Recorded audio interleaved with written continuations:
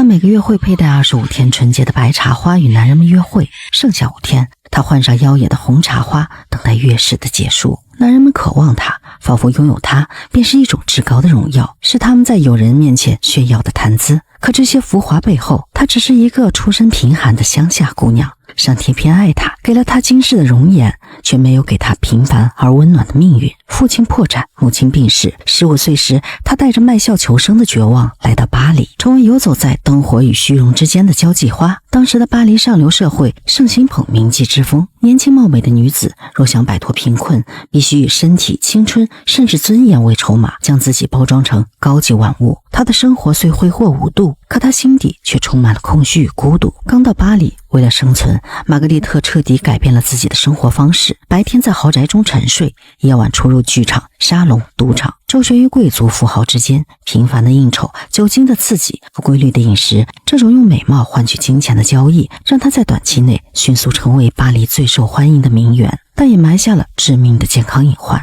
她患上了肺病，经常咳嗽不停，但她却不以为然。那天，在一家珠宝店内，年轻的阿尔芒与玛格丽特不期而遇。她身着一袭白色长裙，仿若从云端飘落的仙子，正专注地挑选钻石项链。光影打在她的脸上，她的美丽甚至盖过了钻石本身的光芒。阿尔芒就这样被击中。年轻真诚的他目光追随玛格丽特，胸口翻涌起从未有过的激动。他忍不住问起： Czy mógłby pan mi podać nazwisko tej kobiety? To nie jest kobieta. To anioł, który zstąpił z nieba do sklepu Natana Nussena i nabył kolię wysadzaną 3 tuzinami brylantów. 店主冷漠一笑 Małgorzata Gautier. Ale zapomnij o niej, młody człowieku. Ta dama nie jest na twoją kieszeń. Nie wiem, czy nawet ja mógłbym pozwolić sobie na luksus spędzenia z nią jednej nocy. 店老板哪里知晓，眼前这个看似普通的青年，实则是有着良好的家境与渊博学识的贵族子弟。他是税务局长的宝贝儿子。从此，阿尔芒像着了魔，在巴黎的各个交际场合疯狂地搜寻着玛格丽特的身影。终于在剧院的那豪华包厢中，他再次看到了玛格丽特。恰巧同行的挚友与玛格丽特的女友相识，便引荐了阿尔芒。然而初次正式会面，阿尔芒紧张得如同被缚住的飞鸟，一个字也说不出来。在灯光下，玛格丽特的眼神带着几分好奇。她早已习惯男人的追逐与献殷勤，但这个年轻男人的笨拙与真诚，竟让她有一瞬间心底微微颤动。阿尔芒的爱恋来得汹涌又执着，他频繁地出现在剧院，只为能远远看他一眼。玛格丽特心中既甜蜜又惶恐。当阿尔芒看到男人对玛格丽特献殷勤，听到挚友说整个巴黎都知道他们的关系，老公爵长期为玛格丽特提供奢华生活的资金，每年30万法郎足够让她维持在上流社会的交际花生活，住豪华公寓，乘坐华丽马车，佩戴珍贵珠宝。可看到玛格丽特的身体愈加糟糕，医生也建议玛格丽特立刻去就治。再这样日夜颠倒的生活，几个月内身体必然会出大问题。玛格丽特被老公爵安排去疗养院调理身体。在那段日子里，阿尔芒时常去悄悄探望，他经常偷偷与医生探讨玛格丽特的健康情况，每个关于她病情的消息都牵动着他的心。2年后，玛格丽特的病情终于得以好转，重新回到巴黎。在挚友的引荐下，阿尔芒受邀到玛格丽特家中做客。当玛格丽特得知眼前这个男人竟是那个在疗养院默默守候她的人时，她眼中闪烁着无比喜悦的光芒。她迅速打发走另一位伯爵。晚餐中，玛格丽特心情格外愉悦，她与大家分享着生活中的趣事，爽朗的笑声如银铃般清脆，她的眼神中充满了活力与热情，仿佛忘记了所有的烦恼与忧愁。Otóż miłość, proszę państwa, to jest...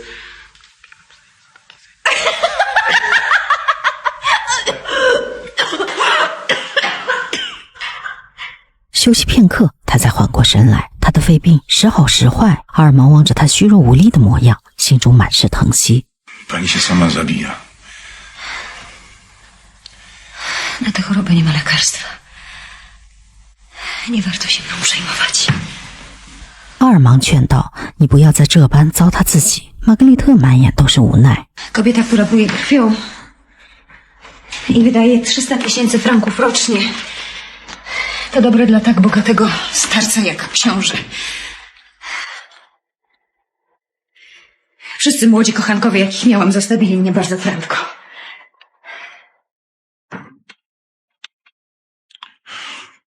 Kocham panią. Niech pan mnie kocha jak dobry przyjaciel. Ale niech pan nie przecenia mojej wartości, bo niewiele jestem warta.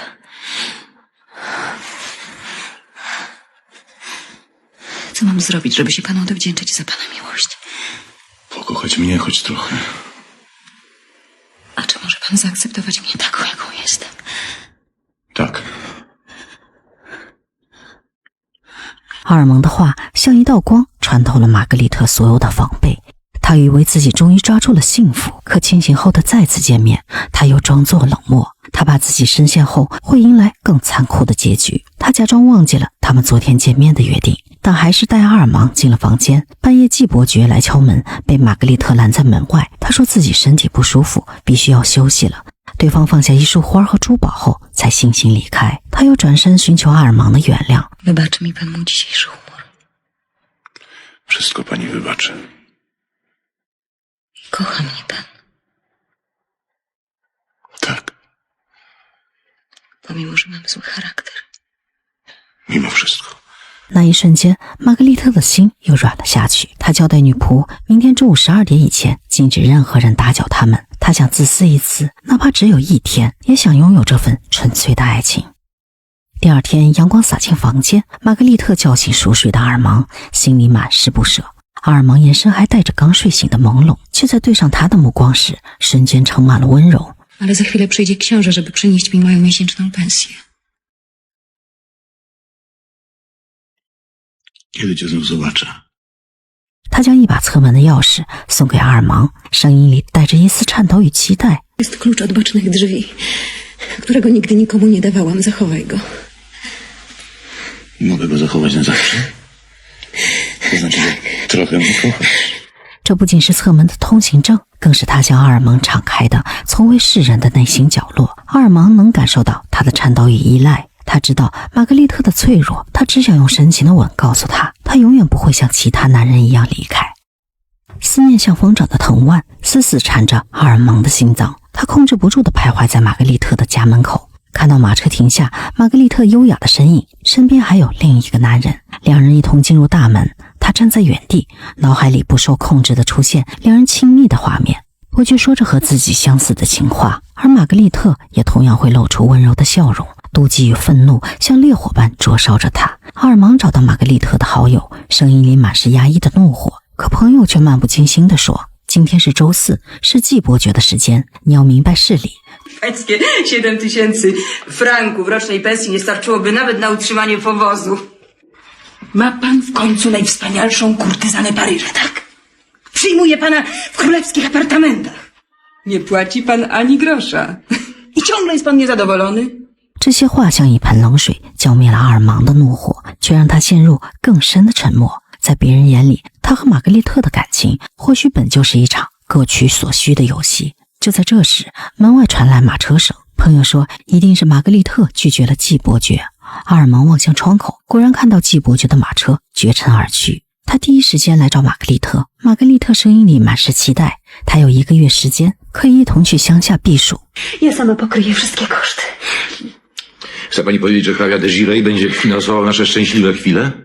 玛格丽特让阿尔芒解开自己的领口，身体稍稍松快些，眼底闪过一丝委屈。他轻声说：“阿尔芒，你以为我小吗？重要的是，我从哪里才能挣到那么多钱维持生活？6年前，我还是在乡下捡麦穗的姑娘，你是我第一个认真爱的男人。”此刻，阿尔芒心中的冰冷才渐渐融化。阿尔芒也暗暗发誓，他要用尽全力守护这个女人。第二天，本该相见的日子，阿尔蒙收到玛格丽特的来信，说身体不适，医生让他早点休息，今日无法赴约。可他脑海中却又再次出现季伯爵和玛格丽特缠绵的身影，他哪里忍得住，依旧赶到他家门口，却被管家拦住，说今天禁止任何人进屋。正当他心乱如麻时，却看到一个男人走了进去，妒忌彻底吞没了他。他认定玛格丽特又在欺骗自己，可真相是男人只是玛格丽特的私人医生。但在猜疑与妒火的驱使下，阿尔蒙写下决绝的分手信，把钥匙也丢在其中。玛格丽特收到信后立刻赶了过来，她脸色苍白，呼吸急促。阿尔芒却冰冷地问他：“你为什么要骗我？”玛格丽特双眼饱含泪水。 Gdybym była księżną, miała 200 000 franków rocznej pensji. Gdybym była pana kochanką, a poza panem miała innego kochanka, wtedy mógłby pan mówić, że pana oszukuje. Ale ja jestem Małgorzata Gautier, płatna prostytutka. Bardzo cię kocham, Małgorzato. W takim razie trzeba kochać mnie trochę mniej, albo rozumieć trochę lepiej. 话音未落，他又开始剧烈的咳嗽起来。他苦涩地说 Ty widząc, że pluję krwią, byłeś jedynym człowiekiem, który odczuł dla mnie litość.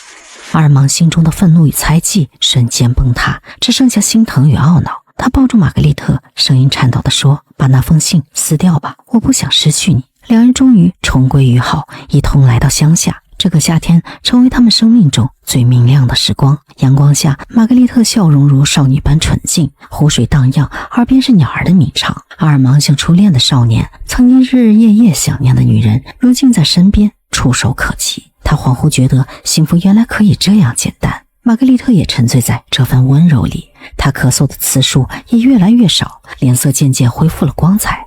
朋友们来看望他们，心底也忍不住为他感到欣慰。他们举起香槟，庆祝这份来之不易的幸福。老公爵对玛格丽特的态度发生了转变，原本他欣赏玛格丽特与自己早逝女儿相似的外貌，将她视为女儿的替代品，给予资助与关怀。但玛格丽特与阿尔芒的恋情让劳公爵觉得他违背了自己最初的期望，他中断了给玛格丽特的资助。可玛格丽特早已习惯奢侈的生活，她欠下的债务如影随形。玛格丽特清楚地知道，阿尔芒一年不过7、8千法郎的收入，连修一辆马车都不够，而自己已经连续亏损了2万多法郎。无奈之下，他将珠宝、披肩、首饰通通典当。阿尔芒从他朋友口中得知后，心中充满了愤怒。To ja zapłacę twoje długi.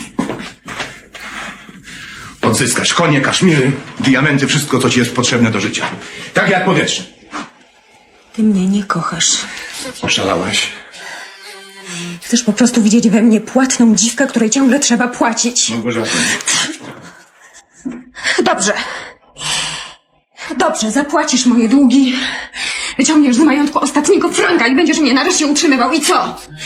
玛格丽特声音嘶哑，眼泪在眼眶中打转。她终于明白，幸福与现实从来无法调和。阿尔芒的父亲得知他们的恋情后，严厉地告诉儿子，玛格丽特是个品行不端的女人，绝不允许他们在一起。他要求阿尔芒立刻与她断绝关系，阿尔芒却严词拒绝。父亲从公证人那里得知，阿尔芒要将母亲留给他的6万法郎全部送给玛格丽特。阿尔芒解释，玛格丽特并不知道这捐赠，她内心纯洁高尚。Kobieta, którą ojciec reżyje, poświęca wszystko po to, aby mogła żyć ze mną. Jak to? Jak to? I ty godzisz się na to? Co za mężczyzna z ciebie, jeżeli pozwalasz pannie Małgorzacie poświęcać dla siebie cokolwiek? Na miłość boską. Przed chwilą prosiłem. Teraz rozkazuję. Proszę się spakować i przygotować do wyjazdu ze mną. Nie pojadę. Dlaczego? Ponieważ jestem w tym wieku, kiedy nie słucha się już rozkazów. 面对被爱情冲昏头脑的儿子，父亲既愤怒又难以理解。玛格丽特劝阿尔芒再去酒店与尚未离开的父亲好好谈谈。中午从酒店回来的阿尔芒被玛格丽特紧紧拥抱，他泪流不止，分离的每分每秒对于他都是煎熬。他甚至一度以为再也见不到他。Dlaczego płaczesz? Bo mi się ciągle wydawało, że nie wrócisz. 阿尔芒取出父亲的口信说，他赶到酒店只看到父亲留下的字条，让他明日回巴黎再做沟通。短暂的夏日转瞬即逝，阿尔芒难以入眠。玛格丽特轻轻拉他回到卧室。 Zdecydowałeś się jutro jechać do Paryża. Tak. Jutro rano jadę do ojca. Ale wrócisz. Oczywiście, że wrócę. Powiedz mi na pewno, że wrócisz. Małgorzato, dlaczego pytasz mnie o to tyle razy? Mówiłem ci, że wrócę. Oczywiście, że wrócisz. Ja będę na ciebie czekała i będziemy szczęśliwi jak zawsze.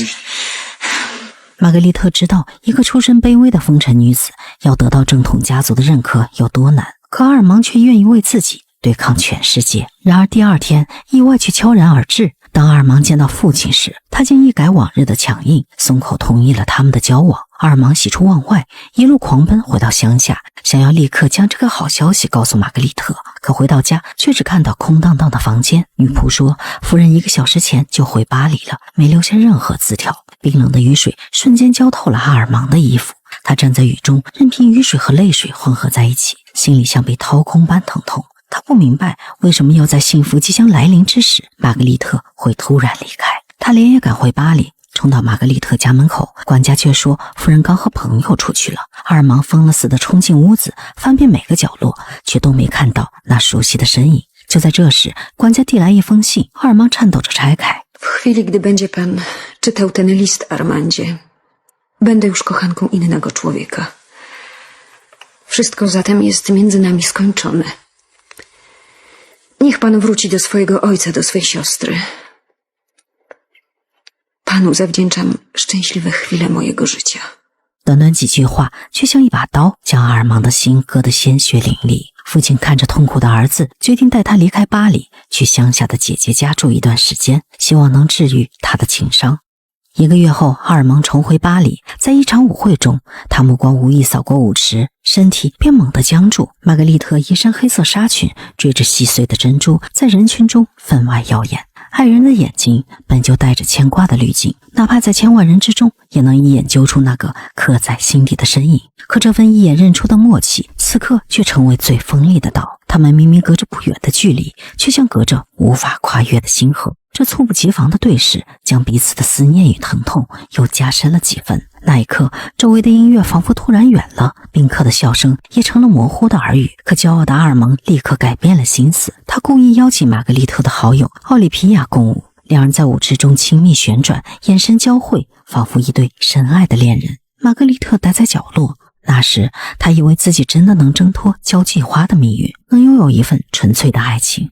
可此刻舞池里旋转的身影像一个残酷的笑话，将他所有的期待碾得粉碎。他们的每个舞步都在提醒他，她不过是个被命运捉弄的女人，连她唯一真实的爱情也终究会从指缝中溜走。他多想冲上去质问阿尔芒为何背叛，可他的身份，他的处境都不允许他如此狼狈。在喧嚣的舞会中，他独自品尝着无人知晓的悲惨与绝望。那天，阿尔芒在赌场中赢了一大笔钱，他毫不犹豫地将钱都给了奥利皮亚。奥利皮亚比谁都清楚， Pan kocha Małgorzatę i chce się pan na niej zemścić, zostając moim kochankiem. 阿尔芒的伪装瞬间崩塌。 Małgorzacie, że podjęła słuszną decyzję, nie mogła zrobić lepiej. Ile tego jest? 300 ludwików. Ale to tylko za dzisiejszą noc.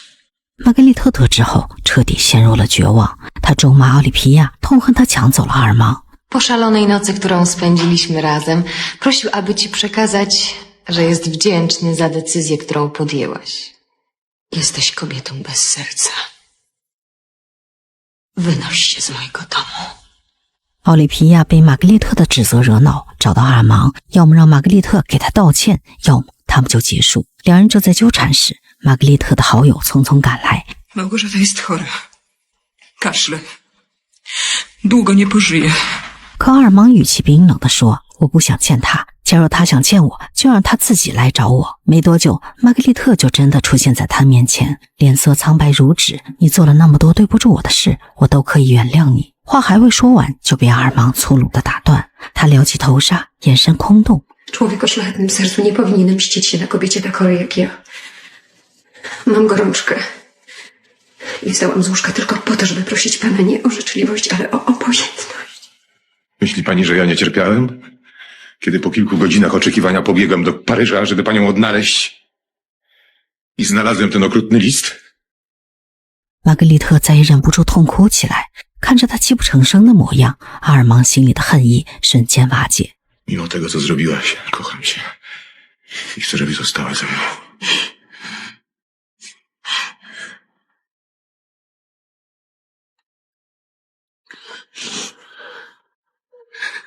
To jest niemożliwe. Ja zapomnę o wszystkim i będziemy szczęśliwi, tak jak to sobie obiecywaliśmy. Dobrze? Tylko zostań. Zostań.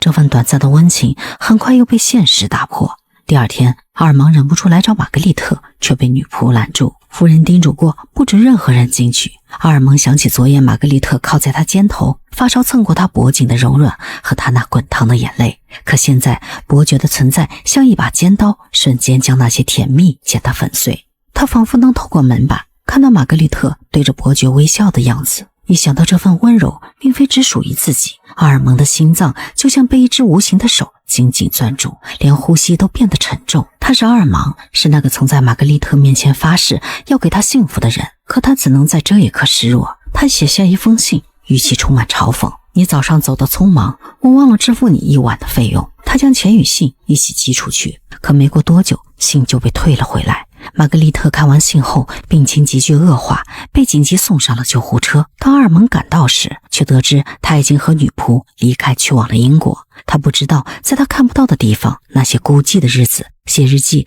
成了玛格丽特唯一的慰藉。我已经病了4天，我在想你，但我不能死。我想告诉你真相。那天你去巴黎时，你父亲来找过我，为了证明我对你的真心，我拿出了典当首饰的收据。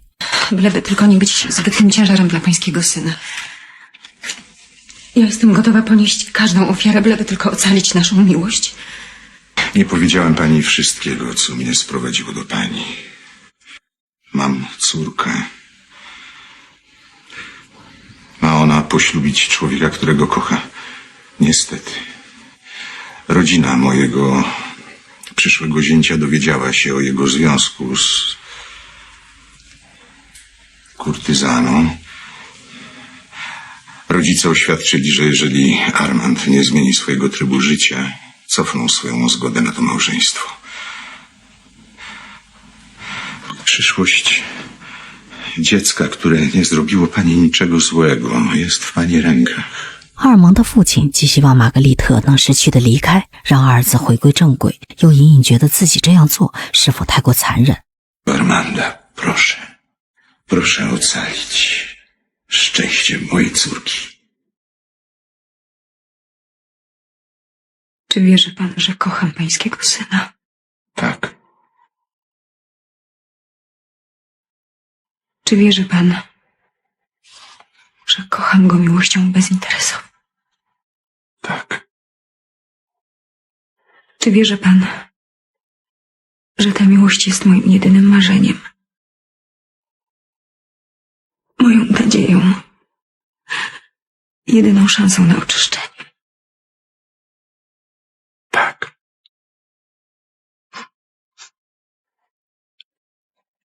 Niech mnie pan pocałuje.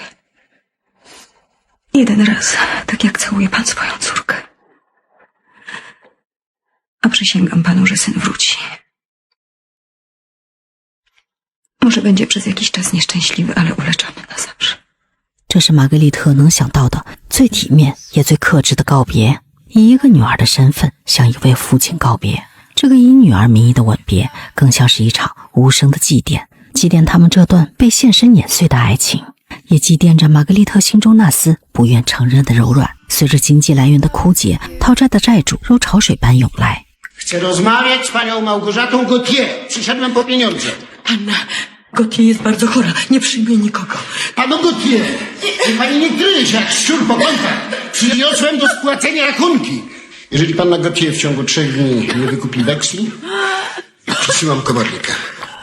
债主们纷纷拿走了值钱的东西，他的身体每况愈下，曾经灵动的眼眸失去了光彩，整日被咳嗽声折磨得痛苦不堪。那曾经温馨的住所也因无力偿还债务，即将被法官无情收回。医生曾多次叮嘱让他务必静心调养，不可情绪激动，否则病情会恶化。但面对这般困境，又怎能让他平静得下来？曾经那些围绕在他身边的男人，如今早已不见踪影。偌大的世界，竟没有一个人能给他些许慰藉。 Nie powinna pisać tego pamiętnika. Wspomnienia wywołują gorączkę. Niestety choroba rozwija się. Przyjdę jutro. 这天，玛格丽特收到了阿尔芒父亲的信件，里面透着矛盾的温情。 Droga pani, dowiaduję się właśnie, że jest pani chora. Gdybym był w Paryżu, odwiedziłbym panią. Szkoda, że nie ma przy mnie mojego syna. Poleciłbym mu natychmiast zrobić to samo. Niestety, Armand jest daleko stąd. Zgłosi się do pani jeden z moich przyjaciół, pan Kurt. Proszę go przyjąć. Jestem taka szczęśliwa. Taka szczęśliwa。这位父亲甚至委托友人送来诊疗费，还给他购置了一辆新马车。尽管他婉拒了馈赠，玛格丽特仍被这份父爱刺痛心扉。好友趁火打劫，偷走他的珠宝。Co ty tam schowałaś do torby? 玛格丽特蜷缩在床上，喃喃自语，声音细若蚊喃。 Dlaczego to zrobiłaś? 他想起从前在巴黎，露西总陪在他身边，听他诉说对阿尔芒的思念，在他被债主骚扰时帮他解围。他曾以为露西是这浑浊的世界里唯一能懂他的人，可现在才发现，原来这份友谊也同样被贫穷与贪婪腐蚀。就在他陷入绝望的深渊时，阿尔芒的挚友带着山茶花降临，修长的手指轻抚他凹陷的脸颊。阿尔芒。 To ja, Gaston。他带来一束娇艳欲滴的山茶花，宛若黑暗中的一抹微光。他告知玛格丽特已经帮他支付了部分账单，接下来的日子他能有一段不被债主骚扰的安宁时光。玛格丽特满心感动，泪水在眼眶中打转。Jak ja się panu za to wszystko odwdzięczę?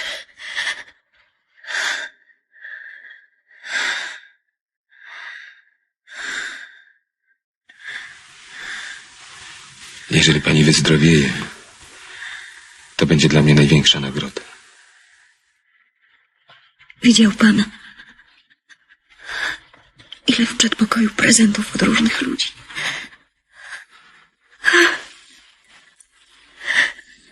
Czasami wydaje mi się to aż śmieszne, że istnieją jeszcze mężczyźni, którzy myślą, że po tym wszystkim zostanę ich kochanką.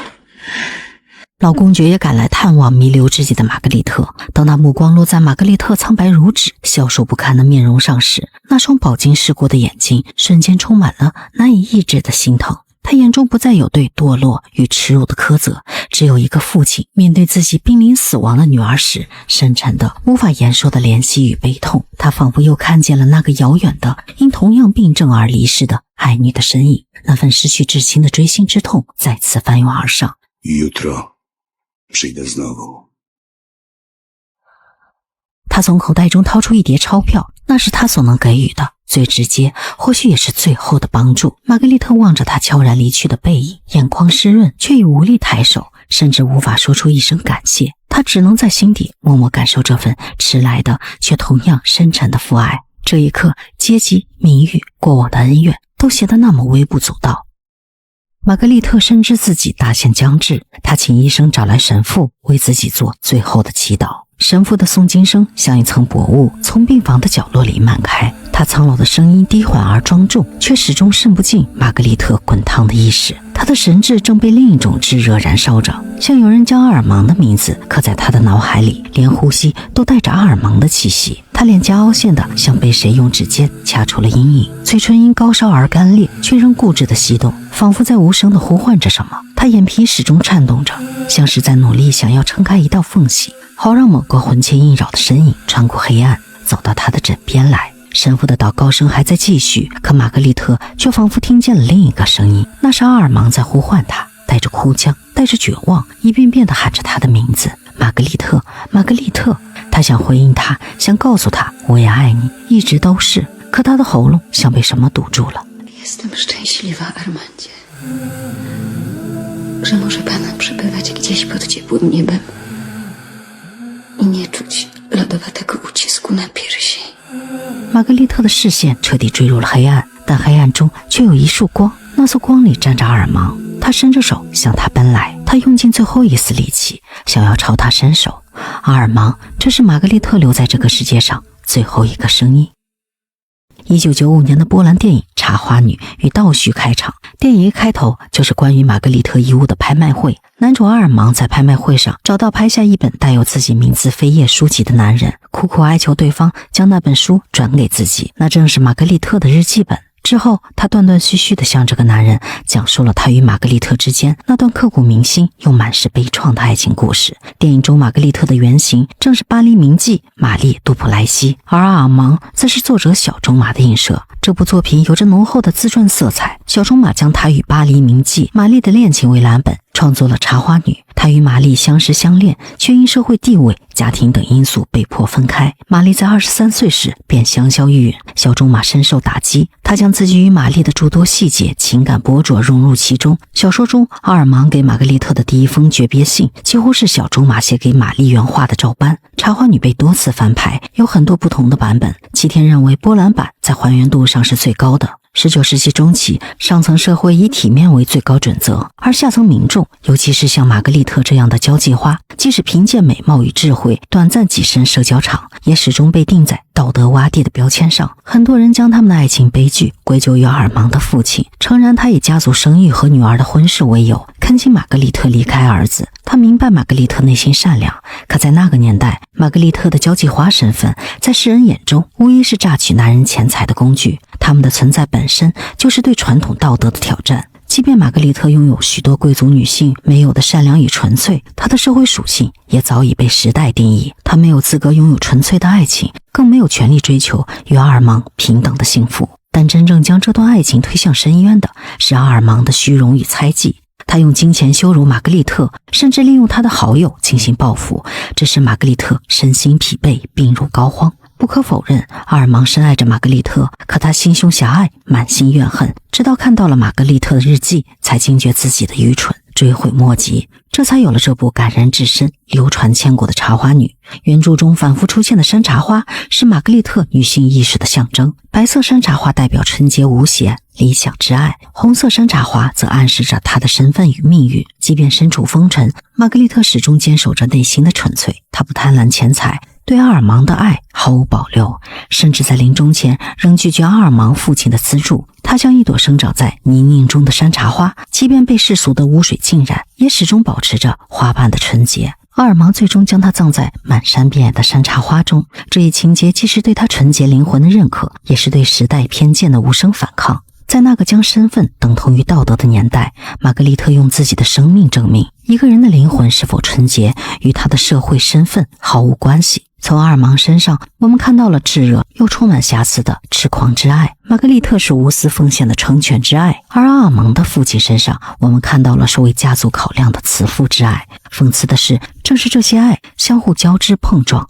最终将这段爱情彻底毁灭。爱在某种程度上也成为刺向对方心脏的利刃。原著中，山父为濒死的玛格丽特祷告时所说的话令人震撼，他生时如恶魔般生活，死时却虔诚得像个基督徒。这大概也是许多女性一生中读到的第一本世界名著。在那洁白山茶花的作用下，玛格丽特的灵魂得以安息，正如白色山茶花的花语，纯洁无邪，理想之爱。每一位女性都有权追求自己心中的爱情，有权拥有不被定义的人生，这便是茶花女跨越100年仍能触动人心的核心力量。